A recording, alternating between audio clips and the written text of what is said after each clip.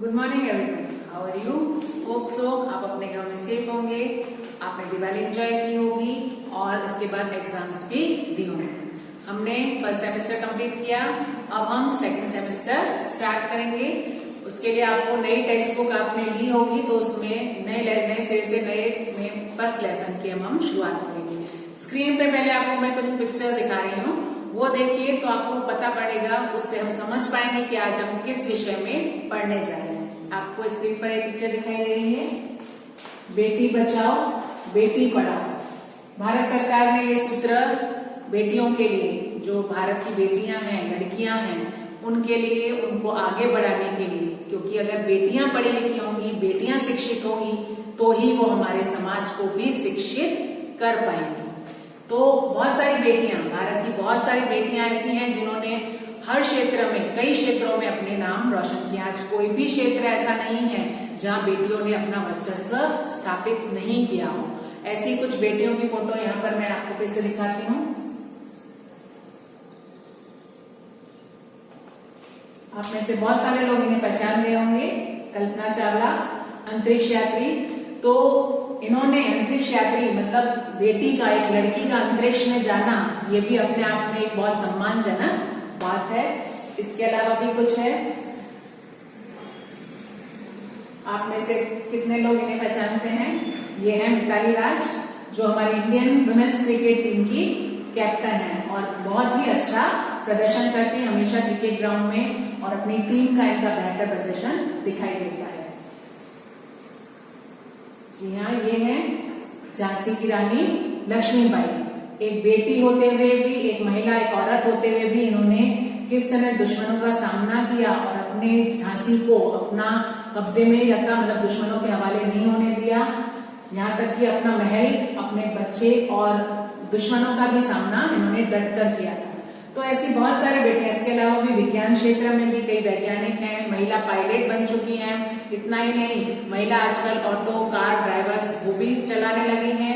हर जगह डॉक्टर हो, इंजीनियर हो, शिक्षक हो, हर क्षेत्र में आपको महिला बेटियां दिखाई ही देंगी। हमारी अब जो कविता है, यहाँ पहली कविता, वो भी इसी से रिलेटेड है और कविता का नाम ही है बेटी। जी हाँ, बेटी।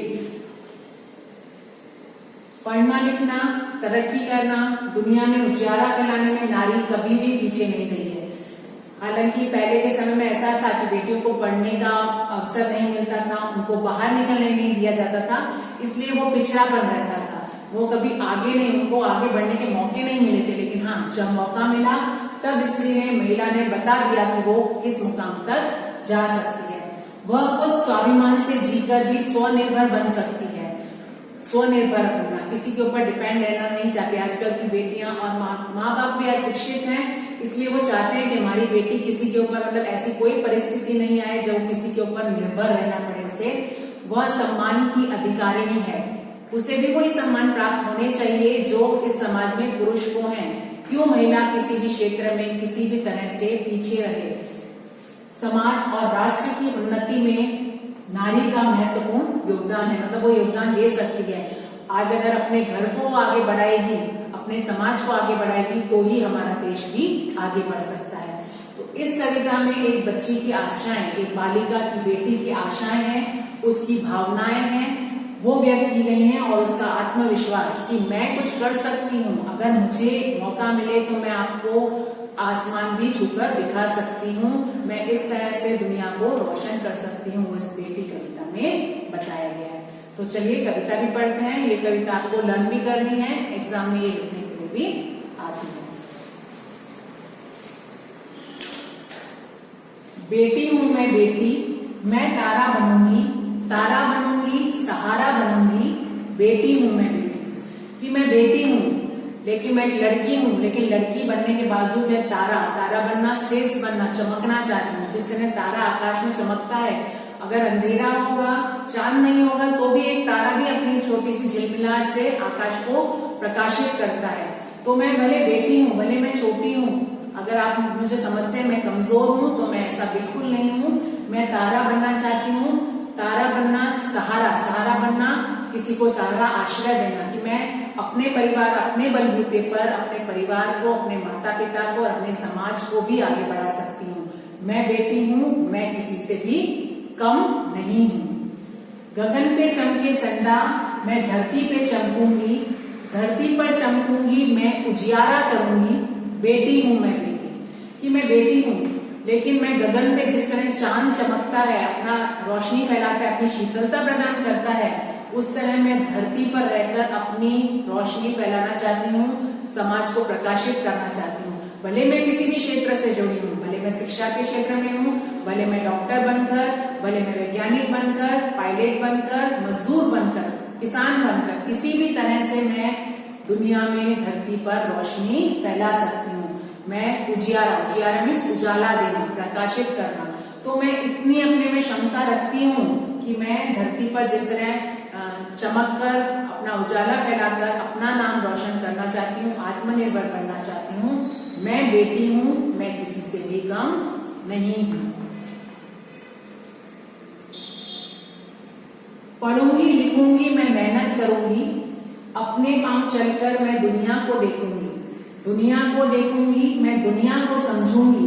बेटी हूँ मैं बेटी, मैं बेटी मतलब मैं पढ़ लिख कर, अगर आप मुझे पढ़ने का मौका देंगे तो आजकल देखेंगे बेटियां बेटों से ज्यादा, आपके घरों में भी, सब घरों में भी बेटियां बेटे दोनों हैं।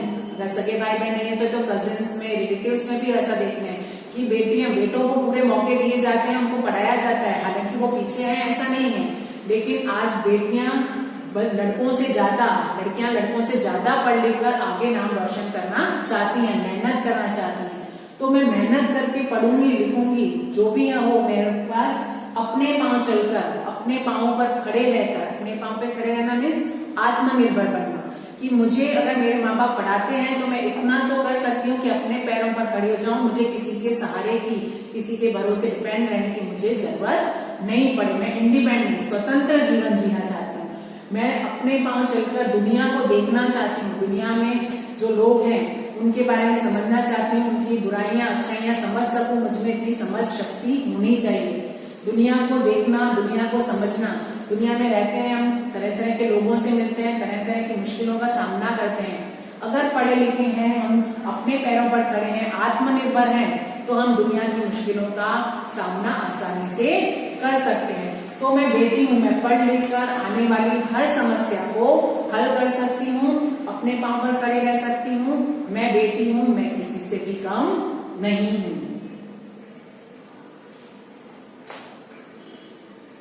फूल जैसी सुंदर मैं बागों में खिलूंगी, तितली बनूंगी, मैं हवा को चूमूंगी, हवा को चूमूंगी, नाचूंगी गाऊंगी। बेटी हूँ मैं बेटी।